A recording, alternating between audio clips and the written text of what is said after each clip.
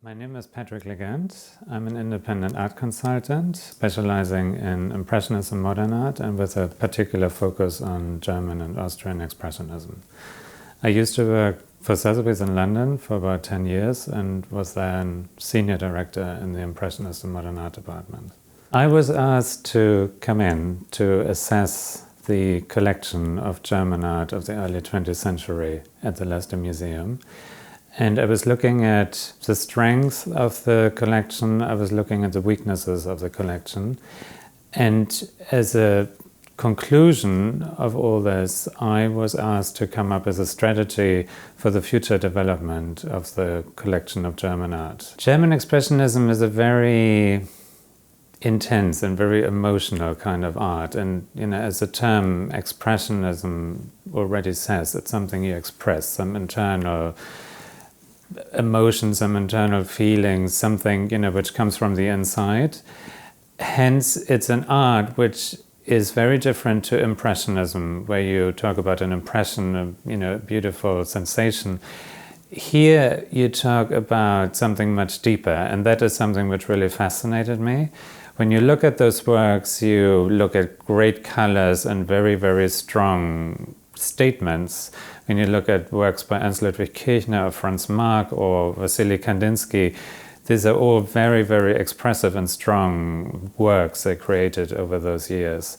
And also then branching out to the Austrian Expressionists, a work by Egon Schiele is something that is still shocking people. Even those works were created more than 100 years ago. And I think this is part of why I feel so passionate about it, because the art really moves you, and it's not simply something colorful and nice to look at, but it's something that keeps you thinking and that provokes something in you and that really engages you. And I think that is the reason why I feel so passionate about it. German Expressionism is something that sort of started in around 1900, and it's actually something which came out of the French post-impressionist movement. Then Van Gogh and Gauguin were two artists who were hugely influential on the German Expressionists. There were exhibitions of their works in Munich and Dresden, and those two cities actually became the centers for the development of German Expressionist art. The two groups that defined German Expressionist art was, on the one hand, the Bricke group in Dresden, and on the other hand, the Blue Rider group in Munich. The Bricke group was founded in 1905 in Dresden by a group of young students who were just young, ambitious, and had lots of new ideas. They were inspired by exhibitions of works by Van Gogh and Gauguin in Dresden at around 1904, 1905. And in Dresden, they painted outdoors. They loved this idea of a free spirit. They, had kind of naked encounters, around the lakes in Dresden. And they loved the free-spirited approach to art and the sort of life of a free spirit. So Ernst Ludwig Kirchner was one of the key people in that group, together with Erich Heckel and Schmidt-Rottluff, and they've decided to form this group, which was called Die Brücke. And it's something which goes back to Nietzsche. It's one of the sayings he had in his writings. And the saying is that it's more important to be the bridge than to be the goal. So it's all about, I suppose, bridging ideas, coming from the old, going into the new, allowing to be that bridge, to kind of lead into a new world, into a different way of looking at things, into a different way of depicting things. They painted in Dresden. They also went up to different islands in the Baltic Sea, where they sort of felt they could relive what Gauguin, for example, experienced when he went to the South Sea, to encounter all these kind of different ways of life and a life that is much closer to nature and much freer and not restricted by the city or society or laws or rules. they really embraced this sort of idea. And I think when you look at their paintings, you get a sense of that. It's a very bold, colorful, freely painted, executed way of depicting the world and depicting their life. So Ernst-Ludwig Kirchner, for example, he depicted his muses, his girlfriends, the people around him in this expressionist way, in this way of expressing joy, expressing that freedom, and expressing with colors and bold brushstrokes this new way of looking at the world. Also, the way they painted, it was not the academically perfectly executed way of painting anymore. It was a very loose way of painting, which people at the time might have dismissed as an oil sketch. But it was on purpose. It was being different, being young, being the revolutionary, trying something different and finding a way of expressing things and showing the world in a different way. The group in Munich, the Blue Rider group, was founded some years later in 1911 and consisted in the main part of Russian artists, actually, who moved to Munich in the late 1890s, early 1900s. So there was Vasily Kandinsky, there was Jawlensky, there was Vasily Kandinsky's partner, Gabriele Münter, and there was Jawlensky's partner, Marianne von Werefkin. Together with Franz Marc, they founded the group, the Blue Rider. And as they were a more mature group in terms of age, they approached the art in a different way. They were not like the young, ambitious, revolutionary students. They were already matured artists who felt that something had to happen in art, that the way the academy or the schools were teaching art was just not the way anymore to depict the new world. So again, influenced by the French fauve painters, influenced by the French post-impressionist artists like Van Gogh, they formed a new way of depicting the world. And Vasily Kandinsky had very close links to Arnold Schönberg, the revolutionary composer in Vienna at the time. And when he wrote his books, The Spiritual of Art, he had always in mind finding a way of how to depict music in painting, how to depict that emotion that you feel when you hear a piece of music. And he really wanted to move away from the classical situation of looking at an object and basically reproducing that object in a two-dimensional way on a canvas. He wanted to capture what you feel when you look at a landscape, when you listen to a piece of music, when you see a person and whatever emotion that person evokes in you, and how to capture this in a painting. So again, you find very strong colors, you find a very different language in terms of depicting the world, depicting objects, depicting people in his work. And he went so far that he totally dismissed the idea of being a figurative painter, and he created the first abstract painting in 1911, which obviously at the time was a very, very bold move and was not quite understood by the public at the time. But looking at it now, in the year 2014, he was the father to everything that came after that. You also had an independent group of people. And for example, Ludwig Meitner, who was also represented in the Leicester collection, he was working in Berlin and was not really part of any of those groups and really developed an independent body of work.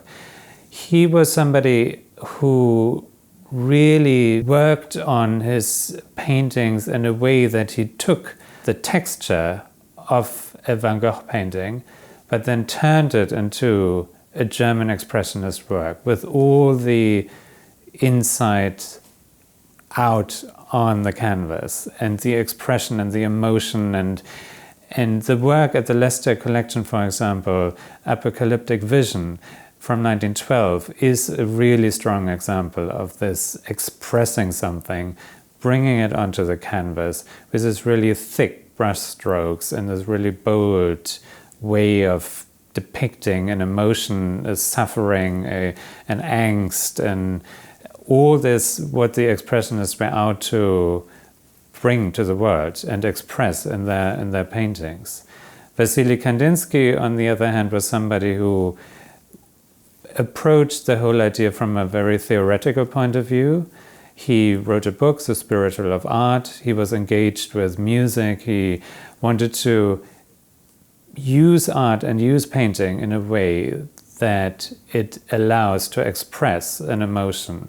It expresses something that a piece of music you hear, something you see, and it's far away from just depicting something as it is, a physical repainting or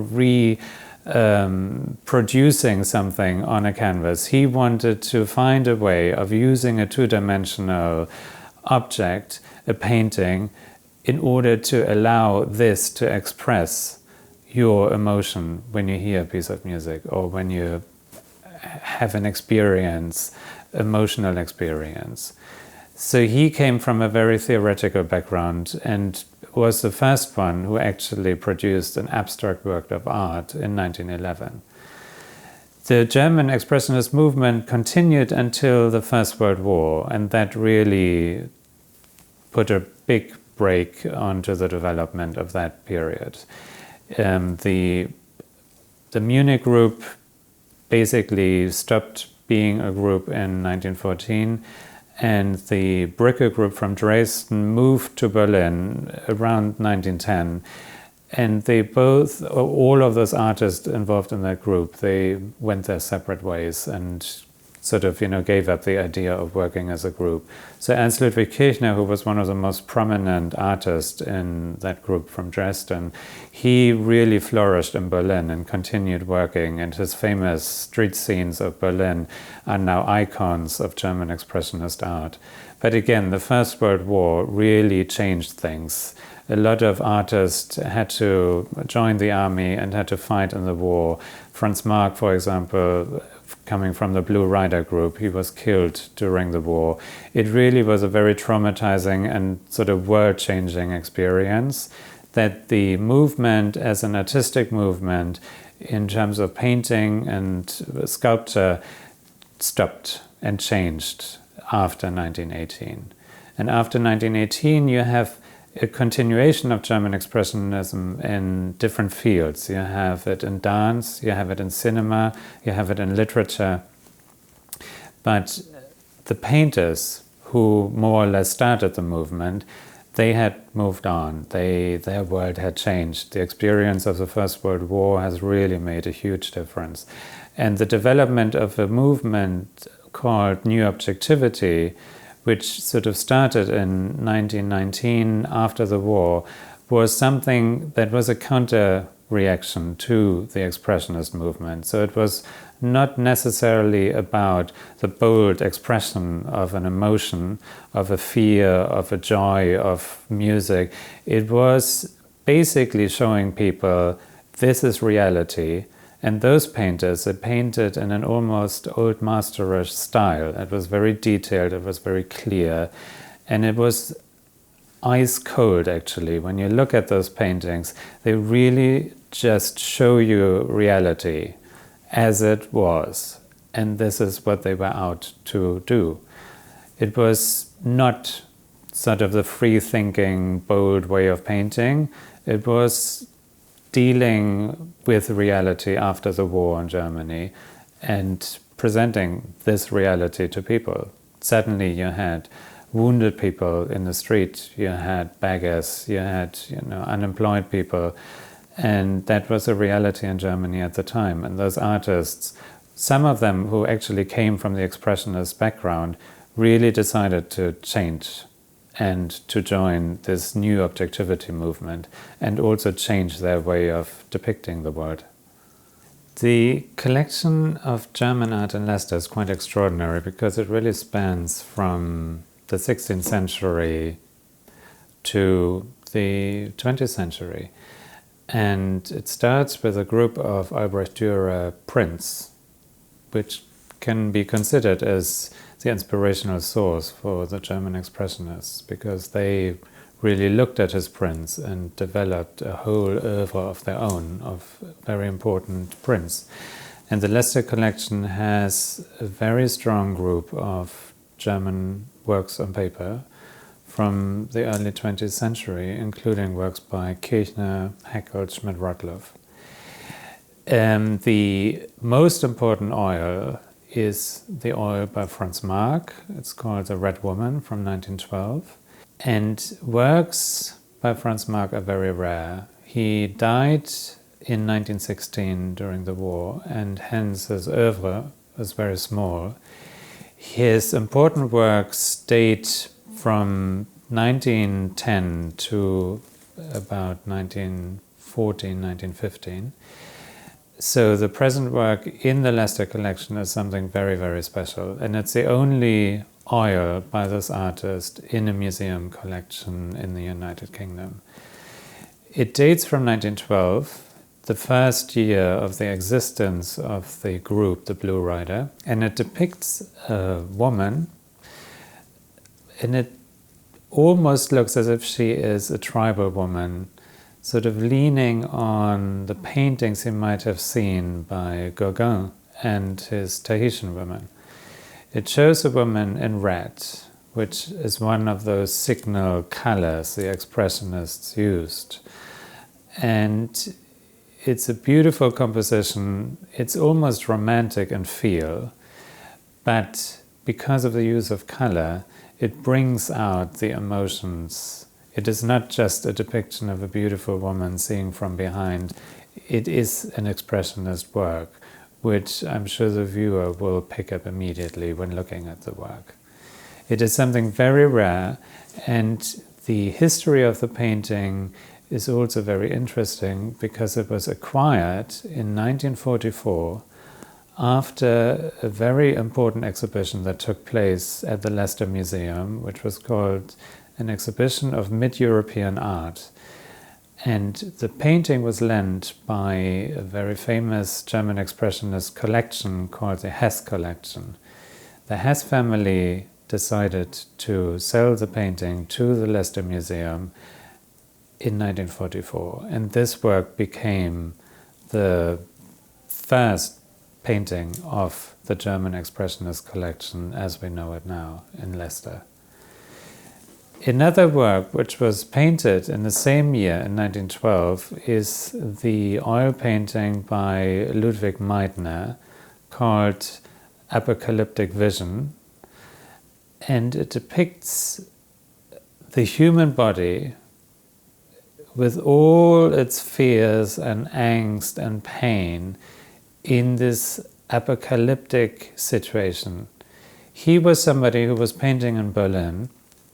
He was inspired by painters like Van Gogh. When you look at the work, you see the thick brush strokes, you see the use of paint physically on the canvas. And he was somebody who was independent. He was not part of the Blue Rider group. He was not part of the Brücke group in Dresden. He was an independent artist working in Berlin. And when you look at the date of the picture, 1912, you can almost feel as if he has foreseen what is going to happen in 1914 when the First World War started. You see the collapsing of the city, the collapsing of the human being, the angst, the anger, the suffering of human beings. And he is somebody who is seen as a prophet in regards to what's going to happen later on. Hence, his painting in the Leicester collection is a very important example which captures exactly this, the prophecy of what's going to happen, the independent mind of this expressionist working in Berlin. And interestingly, painted at the same time as Franz Marc painted the rather romantic-seeming Expressionist work of the Red Woman. Another example which characterizes the Leicester collection is a print, an etching by Otto Dix. Otto Dix was one of the seminal artists of the later German development in the 1920s. He was somebody who became part of the movement, the New Objectivity, and he was an artist who started off in a very expressionist way. His early paintings are very expressionist in character. Again, the way of application of paint, the use of colors, trying to express emotions. And he was somebody who embraced the beginning of the First World War because he considered it as a cleansing process to society, a cleansing process to the world. And he became part of the First World War. He joined the army. But very shortly after he joined, he realized that this is the biggest tragedy that can happen to mankind. It was the most traumatizing experience for him. So after he came out of the war, he completely changed as an artist. He completely changed his style. He completely changed his look of the world. And he was one of the painters who embraced the idea of showing reality as it was at the time, to show the people what Germany is like after this horrendous experience of war, and basically what was left in society.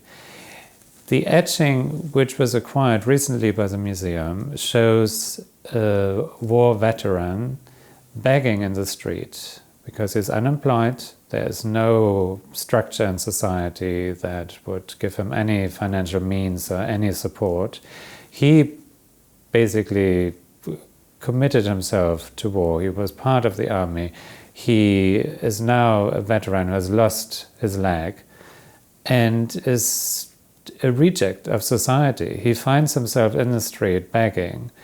There's even a detail where a dog is peeing against his wooden leg, and people are running away from him. They are storming into all kinds of directions, and nobody wants to engage with him or want to support him or anything. And Otto Dix was showing this, what he saw in Dresden at the time. He saw these beggars, he saw these veterans, these soldiers, wounded, now back in society and being rejected. And this was part of the reality he wanted to show in his art. He wanted to show this to the German society at the time. And this etching is from a very rare portfolio called 5 Etchings, 5 Radierungen. And it's a wonderful addition to the collection of the Leicester Museum. And it just rounds up the whole breadth of the collection in the Leicester Museum of German Art. So I feel that German Expressionists were a group of people who were not elitist at all, who in part, the Blue Rider group was a group of people where you had some Russian aristocrats. But they, in a way, broke away. They left Russia before the Russian Revolution. They really decided to live abroad and really break free from all the rules of the academies, whether it's St. Petersburg or whether it's Munich in that case later on. They really wanted to experience a different world, and they traveled to Tunisia, they traveled to France to see different ways of life and different cultures and different ways of engaging with art and depicting the world. In the case of the Dresden group, you had this young group of students who just came up with this idea of, or this feeling of wanting to do something differently. And it shows that, you follow a certain feeling you have and you can just do that. And I feel that the whole idea of the free spirit in their works is very well expressed and hopefully allows people to engage with these works more easily. then you don't look at some portrait of a king, beautifully detailed, executed, hanging in a golden frame. Now you look at works that were executed on very rough canvas because they could hardly afford to buy canvas. With a few very free and bold brushstrokes of paint. It's something they just did in their studios, in their little rooms they had in Dresden. And for example, the Munich group also, they just took pieces of cardboard and started painting on them in this new and free way. It just shows it's not an elitist art at all. It is really something that came out of an emotion, it came out of a feeling, and it came out of a need to do something differently and to be free from all the rules and all the laws of academies in the world. And also to just find a way of being in the now and being contemporary and being in that time. And I could imagine that people these days would be able to relate to this. Looking at those works obviously shows a different time, which dates back to 100 years ago. But it is something in terms of the emotion behind it and the idea behind it that hopefully a lot of people can relate to. Just following an emotion and being in the now and just being in your world and expressing your world. And my feeling is that that was exactly the idea that German Expressionists wanted to give to the world. I think that the Leicester collection is something which hopefully will a lot of people come to see and discover this art, this German Expressionist art. And hopefully they will have a very similar reaction to how I felt when I saw the art for the first time.